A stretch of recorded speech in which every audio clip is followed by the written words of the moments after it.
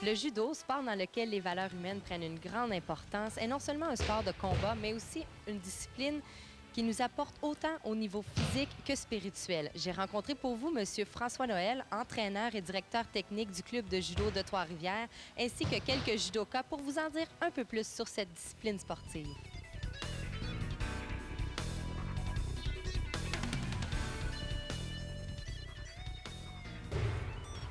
Est-ce que vous pouvez me dire un petit peu l'histoire du judo, de où ça a parti? L'histoire du judo, ça a commencé au Japon avec M.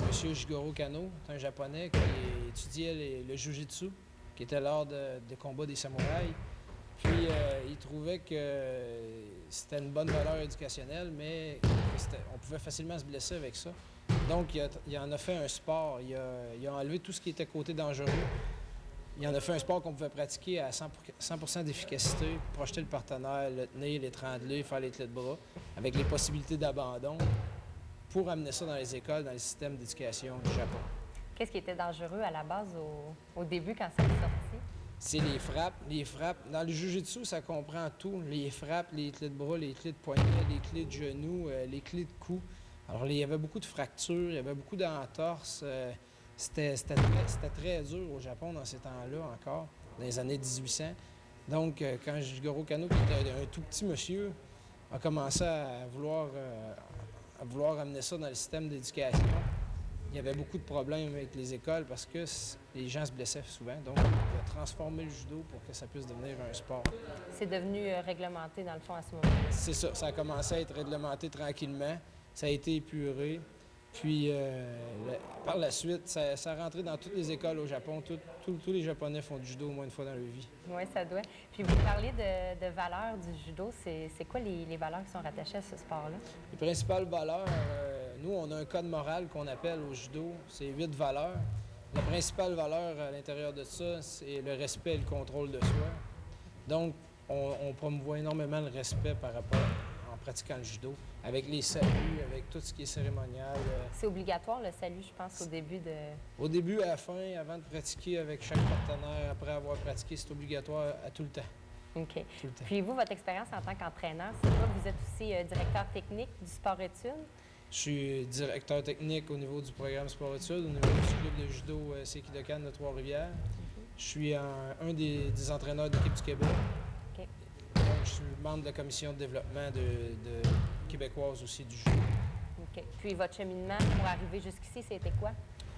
Mon cheminement, c'est parti, c'est très bizarre. Je fais des études, je travaillais à sa construction. Puis l'hiver, on était toujours au chômage. Donc, à un moment donné, j'étais un petit peu fatigué de toujours être saisonnier. Donc, j'ai dit, on va se lancer dans le judo parce que j'avais déjà enseigné aux enfants quand j'étais plus jeune. J'ai décidé de repartir ça. On a parti un OSBL, on a parti le club de judo, on s'est associé avec la ville de Trois-Rivières, le programme sport-études. Puis, tranquillement, ça nous a amené à avoir un membership de 300 personnes, ce qui me permet d'être à temps plein dans le judo maintenant, comme entraîneur. Donc, c'est une passion puis un travail en même temps. C'est une passion puis un travail en même temps. C'est bien. Puis la différence, parce qu'il y a beaucoup de gens qui font pas la différence entre le karaté puis le judo. Est-ce que vous pouvez nous éclairer un petit peu là-dessus? Oui, je peux faire ça assez facilement. Le karaté, on touche principalement tout ce qui est frappe. Coup de poing, coup de pied, coup de genou. Les frappes, les katas seuls, les katas en équipe. Donc, les combats, ça ressemble beaucoup à ce qu'on voit. Un kata, c'est quoi? Juste, Les katas, c'est les formes imaginaires dans le vide. Okay. Ah. Donc, c'est un enchaînement de mouvements. Donc, nous, en judo, c'est surtout, on utilise principalement les projections, faire tomber le partenaire, apprendre à tomber sans se faire mal, contrôler un partenaire au sol, le maintenir, faire les clés de bras et les étranglements. Donc, nous, principalement, le judo, c'est ça. OK. Donc, aucune frappe. Est-ce que ça a un côté spirituel, à quelque part, le judo? Le judo, maintenant, en 2007, c'est beaucoup véhiculé comme un sport, mais à la base, c'est un art martial. Ça vient du jujitsu, qui est, comme je disais tout à l'heure, l'art de combat des samouraïs. Les valeurs morales reliées à ça, donc, font en sorte que, oui, on a une éthique de travail et derrière ça, un côté spirituel, si on peut dire. Plus chez les adultes, je dirais. Chez les jeunes, on essaie de les amener à se respecter puis à aimer le judo. Ouais. développer le côté sportif un peu, la mise en forme. Et vient avec le temps le côté plus recherche du judo, là. Puis les qualités pour avoir un bon judoka, c'est quoi? Ah, il faut être souple. Oui, c'est un sport de souplesse. Il faut essayer d'être souple. Essayer. Il faut être imaginatif, puis il faut être passionné. C'est le temps et l'effort font en sorte que n'importe qui peut pratiquer ce sport-là. On a des gens au club qui commencent à 45 ans. Le judo, comme on en a à 5 ans qui commence. Donc, ouais, c'est ça commence quand même assez tôt. À ce moment-là, vous faites oui. quel genre d'exercice avec les petits bouts de 5 ans? Avec les petits bouts de 5 ans, qu'on appelle nous les poussins ici, eux autres, c'est plus l'apprentissage par le jeu. C'est beaucoup de psychomotricité. C'est beaucoup. Parce que maintenant, avec le système d'éducation dans les écoles, ils n'ont pas beaucoup d'éducation physique à l'école. Donc, il nous arrive souvent avec. Il y en a qui sont habiles, mais il y en a beaucoup qui ont des problèmes avec les roulades. Des roues latérales, c'est simple comme exercice pour nous, mais pour les enfants de 5-7 ans, c'est assez difficile quand ils n'en font pas souvent. Donc, nous, on les inculque les habiletés motrices, puis ensuite de ça, on développe à travers ça le judo. Il faut que ça soit sous forme de jeu au début. Oui, souvent par le jeu. Le travail au sol est beaucoup priorisé en ce qui nous concerne ici. Moins de risques de blessures. Les chutes, c'est moins difficile pour le corps, pour les enfants. Ils ne tombent pas de haut, par exemple. Non, ils ne tombent pas de haut. Ils tombent pas de haut, mais des fois, ils tombent fort. Ouais. Oui. La différence entre un gars et une fille qui s'entraîne, parce que vous avez aussi des filles ici, mais sont en minorité quand même. Oui, les filles en minorité, toujours en minorité dans le judo, partout. Les différences majeures sont la force physique, le développement au niveau de la force physique et de la vitesse d'exécution, souvent. On dira ce qu'on veut, le garçon est fait plus fort, est fait plus rapide, mais les filles se battent entre eux autres en compétition, et les gars entre eux. C'est jusqu'à 9 ans, c'est mix, mais après 9 ans, 10 ans, montant, c'est séparé, c'est obligé d'être séparé pour les règlements de sécurité dans le sport. Mais on les fait pratiquer ensemble, puis les garçons sont bien contents, les filles aussi ont bien du fun. Les niveaux de les ceintures, ça fonctionne comment? On va passer outre les demi-ceintures. Il y a des demi-ceintures qui sont données à des jeunes de moins de 15 ans. Parce que ça peut être long entre chaque degré de ceinture. Alors, on commence tout le monde avec la ceinture blanche. Peu importe l'âge, on commence avec la ceinture blanche. Et ensuite, ça s'en va toujours en fonçant. Comme on passe à la jaune, la orange, la verte, la bleue, la brune, marron, si on veut, et la noire. Il y a des demi-ceintures entre chaque pour les 15 ans et moins. Ça peut être long avant de... Ça prend combien de temps, en fait, d'aller d'une ceinture à l'autre? Ça dépend. Plus on monte, plus c'est long. Comme pour passer ceinture jaune chez un adulte, ça peut prendre 3 mois parce que l'adulte va être capable de prendre tout le plan de cours, de l'assimiler et de le démontrer. Chez l'enfant, ça peut être plus long. C'est pour ça qu'on a instauré des demi-ceintures. Donc, chez un enfant, ça peut prendre 1 an avoir la ceinture jaune, tout dépendant de l'âge. Dépendant de l'âge, des habilités, puis le nombre de fois qu'il pratique par semaine.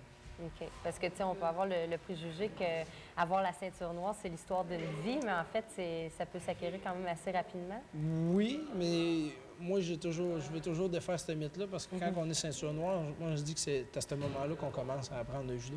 Ah, de quelle façon? Parce que quand on s'en va jusqu'à ceinture noire, on apprend. On passe notre examen de ceinture noire, puis du jour au lendemain, on est supposément excellent. On passe d'un judoka ceinture marron qui est normalement moyen à ceinture noire, quelqu'un qui serait supposément très bon. Ouais. Mais du jour au lendemain, cette différence-là, elle se vit. C'est-à-dire que nous, avant, on était avec les autres sur le tapis, puis maintenant, tout le monde vient nous demander des conseils parce qu'on a une ceinture noire. C'est à ce moment-là qu'on se met à se poser des questions sur les mouvements et on commence. Fait, ouais. Voilà, c'est ça. Donc, mais c'est assez long quand même, aller chercher la ceinture noire. Parce que les gens, là, ils pratiquent le sport jusqu'à quel âge? C'est n'importe quel âge? C'est ouvert. On a des gens... moi, j'ai vu des messieurs de 70 ans, 72 ans travailler. C'est juste que la façon de le travailler est différente. Il n'y a pas la même intensité au niveau de l'effort. Il y a des katas, nous aussi, mais c'est en duo, toujours. Et il y a moyen de pratiquer le sport là, toute la vie. On dit 7 à 77 ans, mais... C'est ça. Ça peut être plus vieux, dépendant. Oui, ça peut être plus vieux, dépendant. C'est ça. Puis les grades, est-ce que c'est ça, les ceintures? C'est les ceintures qu'on appelle les grades, on dit les grades. Mais à partir de ceinture noire, c'est des dan. Quand on passe ceinture noire, on a automatiquement ceinture noire premier dan. Donc ensuite de ça, deuxième, troisième, quatrième, cinquième. OK. Et lorsqu'on tombe sixième dan, la ceinture change de couleur. On peut garder notre ceinture noire, mais on peut mettre une ceinture rouge et blanche. OK. 6, 7, 8, puis 9 et 10, la ceinture est toute rouge. Il y a 10 dan en judo. OK. Rendu là, on peut dire qu'on est accompli un peu. C'est très long en tchak. En judo, vous n'aurez jamais une ceinture noire à 11 ans. OK. C'est impossible. Vous allez avoir une ceinture noire minimum. L'âge minimum, c'est 16 ans parce que ça prend un degré de maturité psychologique aussi qu'on a demandé. Puis il faut être en mesure d'être capable d'enseigner. Est-ce que ça s'évalue, ça, ce degré? Non. Ils ont mis une barre, un âge chronologique, donc 16 ans minimum, avec il y a un système de points qu'on doit ramasser pour pouvoir aller passer notre examen. À ce moment-là, on embarque dans le système des ceintures noires qui est différent. Comme moi, je suis quatrième dan, présentement, ceinture noire quatrième dan. Pour passer cinquième dan, ça va me prendre 8 ans. Donc, j'ai passé en 2002, donc on espère en 2010. Si on parle un peu côté pratique, qu'est-ce que vous misez sur quoi pendant les pratiques qu'on peut voir se dérouler présentement? Présentement, ce que vous voyez, on appelle ça du randori, c'est des combats libres debout. Alors, à ce moment-là, c'est de pratiquer les attaques. Le but, c'est de projeter son partenaire sur le dos avec force et vitesse et contrôle. Donc, là présentement, on fait des combats pour représenter un petit peu ce qui va se dérouler en compétition. Il y a des exercices qui nous permettent d'améliorer nos projections, nos étranglements. Donc, on fait des répétitions, beaucoup de répétitions. Comme un nageur va nager énormément en piscine, nous, on va projeter, on va faire tomber, on va se battre, littéralement. Avez-vous besoin de faire de la musculation? Faites-vous des séances hors... Tous les compétiteurs de haut niveau sont obligés quasiment de faire la compétition, même si c'est un sport très technique. On sert du poids de l'adversaire pour le projeter, mais ça prend quand même une bonne force physique. Donc, tout le monde qui est ici aujourd'hui fait de la musculation chaque semaine. OK. Puis vous vous entraînez à peu près combien de fois par semaine? Ça dépend des cours. Il y a du récréatif qui vont être à 1 ou 2 fois par semaine. Okay. Comme le sport-études qu'on voit ici, eux autres, c'est 6 entraînements de judo par semaine, plus les camps d'entraînement, plus les musculations, puis le jogging. C'est à raison de combien d'heures par semaine à ce niveau-là? 15 à 20 heures par semaine. 15 à 20 heures par semaine. En plus des études. Oui, aussi. C'est ça. Sans compter les périodes quand on est parti en compétition ou en camp d'entraînement, je parle. Les compétitions, ça se déroule comment? Nous, ça se passe sur une journée. Okay. C'est-à-dire que si j'ai une compétition, exemple en fin de semaine, samedi, mettons, alors je vais me présenter le matin à l'heure qui est de ma catégorie pour ma pesée et l'inscription. Donc, si la pesée est à 9 h, je vais arriver à 9 h, je vais remplir mon papier d'inscription, je vais embarquer sa balance. Ils vont me mettre vous pesiez à chaque fois? À tout. Okay. On est séparés par groupe de ceinture, par groupe d'âge et par groupe de poids. Donc, ensuite de ça, c'est le déjeuner, on se change. L'échauffement pré-compétition, on regarde les feuilles de poule qu'on appelle les matchs. Et ensuite de ça, on regarde qui est notre adversaire. On se présente lorsque c'est à nous de combattre sur une surface de combat qui est un carré rouge comme ici dans le dojo. Et tous nos combats se font la même journée. C'est-à-dire que ça peut être toujours un minimum de 2 combats. Si tu perds 2 fois, tu es éliminé. Et si tu gagnes, tant que tu gagnes, tu continues. C'est quand même assez exigeant. Ça peut être 6-7 combats dans une journée de 4 minutes chaque. C'est 4 minutes un combat? Oui, 4 minutes. Okay. Chronomètre arrêté. Donc, si la ceinture tombe à terre, il arrête le combat, il arrête le chronomètre et ça repart. Donc, c'est assez épuisant. Ça doit. Les règlements de base lors d'un combat? Les règlements de base lors d'un combat? Alors, ce qu'il faut savoir, c'est qu'il faut être capable de projeter le partenaire largement sur le dos, comme je disais tout à l'heure, avec force, vitesse et contrôle. Si je réussis à remplir ces critères-là, je gagne le combat est terminé. S'il manque des critères, s'il manque de vitesse, s'il manque de force, s'il ne tombe pas sur le dos, alors à ce moment-là, il y a un système de pointage qui rentre en jeu, qui s'accumule tout au long du combat. Et à la fin du combat, celui qui a le plus haut score gagne. Sauf si, justement, le combat est arrêté par une victoire. Parce que ça peut s'arrêter après 10 secondes s'il y a un kata qui est super bien fait. S'il y a une projection super bien faite, c'est fini. 10 secondes le combat. Donc, ça peut aller très rapidement. Ou aussi, si le partenaire tombe au sol, ça continue au sol. Ça continue au sol et le but, c'est de le maintenir sur le dos pendant 25 secondes. En étant en parfait contrôle. C'est très long. C'est très long. Donc, 25 secondes, puis on peut l'étrangler, tout dépendant des niveaux, je dirais ceinture verte et plus. Il y a les étranglements, puis il y a les clés de bras qui peuvent venir à l'abandon. Alors, si le partenaire abandonne, c'est victoire automatique.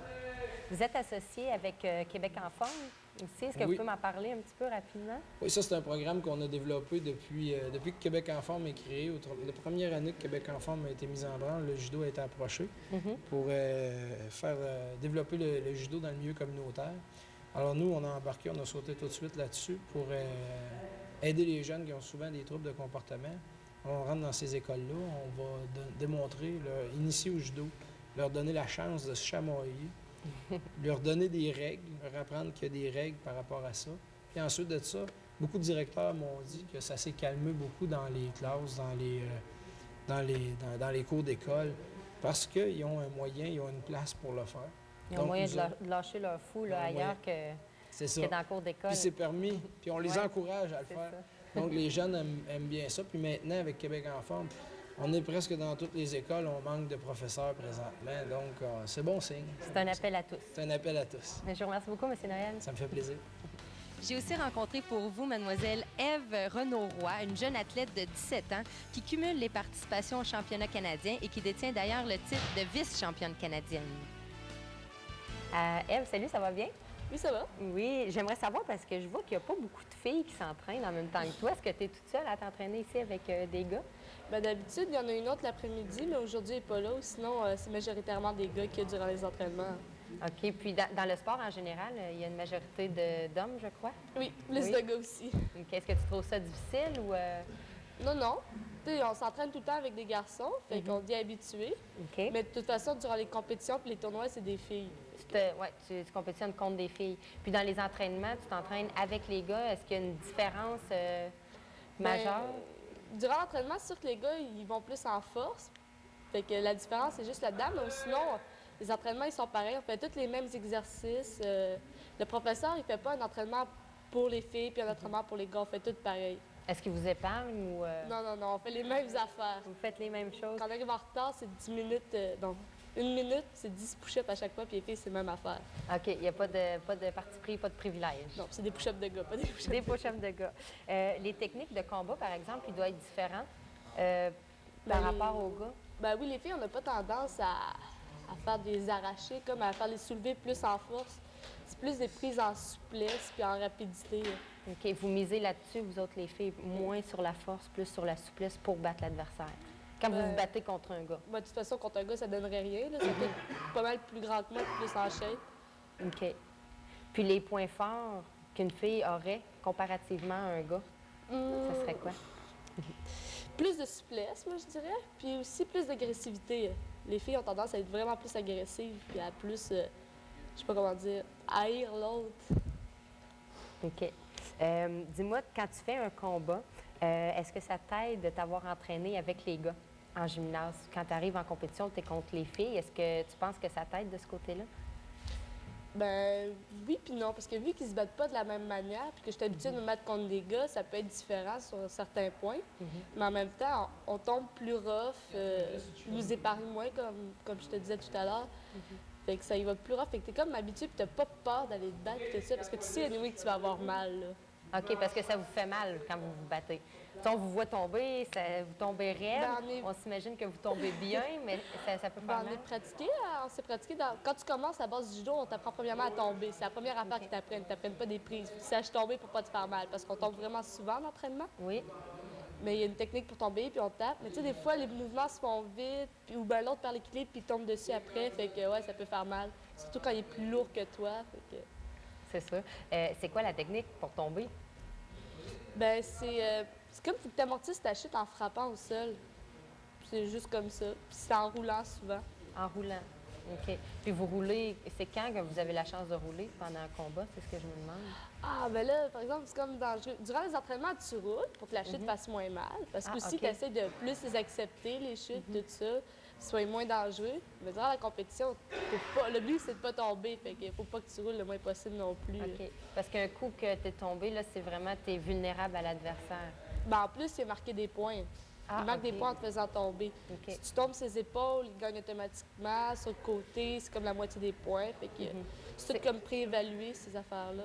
C'est quoi les points, comment ça fonctionne? Il y a tant de points accordés pour une prise ou c'est vraiment de la façon que tu as tombé? Ça, c'est la façon que tu as tombé, peu OK. importe la prise, ça n'a pas rapport. C'est des noms japonais qui se donnent. Quand c'est un hippon, tu gagnes automatiquement. Puis je pense que ça vaut 10 points. OK. Puis après ça, il y a 7 points, 5 points, 1 point. Puis à la fin d'un combat, c'est celui qui a le plus de points ou qui a gagné par hippon avant la fin du temps. Par qui est hippon, ça, alloué au c'est quand on a combat. réussi à tenir l'adversaire au sol pendant 25 secondes, c'est Oui, ça? il y a des hippons au sol ou bien debout. S'il tombe carrément sur ses épaules, s'il tombe carrément sur le dos, ben c'est fini pour lui. OK. Perdu. Puis, dis-moi donc, le tapis sur lequel vous tombez, est-ce que tu sais en quoi c'est fait? Ben, je sais qu'au début, il était fait en espèce de riz, je pense, du riz séché avant. OK. Mais là, à cette heure, c'est de la mousse, puis des affaires comme ça, c'est quand même bien fait. Oui, c'est un peu moins dur sur, Ah, c'est sur le beaucoup corps. moins ouais. dur qu'avant. Ça s'amortit très bien. Puis ils mettent aussi une autre surface en dessous des tapis conventionnels. Puis qu'il n'y a pas de Pour que problème ça avec ça. amortisse un peu. Puis toi, tu as fait partie des championnats canadiens plusieurs fois. Est-ce que tu pourrais un peu me décrire ton expérience? Ben, la première fois que j'ai été, je devais avoir 13 ans, peut-être, 14 ans, je sais plus trop. Là, la première fois, c'était impressionnant, puis tout. Fait que j'ai pas fait la meilleure performance au monde, mais l'expérience est tellement le fun, puis voir toutes les provinces. Puis en plus, c'était à Kelowna, en Colombie-Britannique. C'est la première fois que je prenais l'avion. C'était loin de la maison. fait que C'était le fun.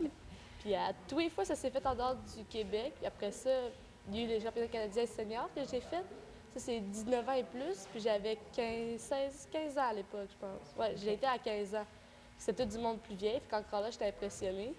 Puis après ça, les autres que j'ai faites, l'autre que j'ai fait junior, puis l'autre que j'ai fait senior, ça s'est bien passé. J'étais habituée puis avec l'expérience. Mais c'est vraiment le fun. Bon, toutes les autres provinces. Puis en plus, en judo, le Québec, c'est une des provinces les plus fortes. C'est vrai? Vraiment, là, quand tu vois les championnats canadiens juniors puis juvéniles, ils remportent pratiquement toutes les catégories. OK. Puis je crois que tu avais aussi une participation au championnat du monde, mais malheureusement, tu as été blessée. Qu'est-ce qui s'est passé? Bien, j'étais censée aller aux mondiaux en République dominicaine. Wow! Puis à l'entraînement à Montréal, je me suis battue contre une fille qui venait de l'Europe. Puis son entraîneur la poussait, la poussait. Fait qu'elle faisait tous ses combats, elle était épuisée. Fait qu'à un moment donné, j'étais allée me battre contre elle. Puis là, elle était tellement épuisée, elle faisait n'importe quoi comme prise. Fait qu'elle m'a fait une prise dangereuse. Elle s'est assise sur mon pied. Mon pied il est resté fixe au sol. Mais le reste de mon corps, il a continué à tourner. C'est Là, le j'ai genou tout, qui s'était blessé. j'ai tout entendu déchirer. Oh mon Dieu! OK. C'est- Mais en tout cas, là, je vois que tu es en rémission. Je te souhaite bonne chance pour le futur, puis merci beaucoup. Merci. Charles Breton-Leduc, étudiant athlète au programme Sport-Études, a également répondu à quelques-unes de mes questions. Charles détient le titre de champion québécois lors des Jeux du Québec et détient aussi la 2e position à son championnat au Canadien. Charles, dis-moi, tu as commencé à faire du judo à quel âge, toi? J'ai commencé vers l'âge de 8 ans. Tu as 16 ans aujourd'hui? Ouais. OK. Fait que ça fait 8 ans. Ça fait 8 ans. Qu'est-ce qui t'a poussé à commencer ce sport? Ben, je sais pas, j'avais le goût. Je me chamoyais tout le temps quand j'étais petit. OK. Fait que là, ma mère, elle savait pas quoi faire. Là. Pour te calmer. Ouais, c'est ça. J'avais mon petit frère pour me battre, mais là, elle était tannée. Puis là, elle m'a envoyé au karaté, mais disons que, je sais pas, c'était pas la même chose. Il y avait pas assez de corps à corps pour moi. OK. Fait que là, elle s'est dit, je sais pas quoi faire. Puis là, on a entendu parler du judo par un de mes moniteurs d'un camp que j'étais allé un été. Et après ça, je suis venu une fois, Tomber en amour avec tombé le en sport. amour avec le sport, une vraie passion maintenant, avec le sport-études et tout. Puis toi, ton niveau, c'est quoi? Ben, niveau canadien. Niveau canadien? Mais cet hiver, je m'en vais à Berlin Ah oui? faire un tournoi international, dans le fond, ouais. OK. Puis t'es quelle ceinture? Ceinture brune. Ce qui veut dire que juste avant la ceinture Ouais, noire. juste avant celle qui est noire. Est-ce que tu penses que tu vas l'atteindre bientôt, la ceinture noire? C'est Ben, pour je quand? vise au mois de juin. OK. Parce qu'il y a environ 3 examens ou 4 par année qui se font. Parce que c'est avec l'Association Judo Québec qui regarde faire tes mouvements, ils te demandent des mouvements pour passer l'examen. Puis OK, c'est comme ça que ça fonctionne. Ouais, Tu es ouais. devant le jury, tu te demandes une Oui. série de mouvements, puis ils te notent 8 là-dessus. en fait. 8 8 mouvements. dans les 40 qui sont sur les feuilles là-bas. Mhm. Après ça, ils te font faire une série de kata, mais ils te jugent là-dessus. Puis s'ils jugent que tu es apte à avoir ta ceinture, après, ils te la donnent. Ah, ben c'est bien. Puis toi, qu'est-ce que ça t'apporte, ce sport-là, physiquement, moralement? Moi, j'aime vraiment ça parce que ça me dépense. Tu sais, je suis là pour me défouler, pour apprendre tout le temps des nouvelles manières de pouvoir mettre mon adversaire par terre, tout le temps des nouvelles techniques, tu toutes sortes de trucs.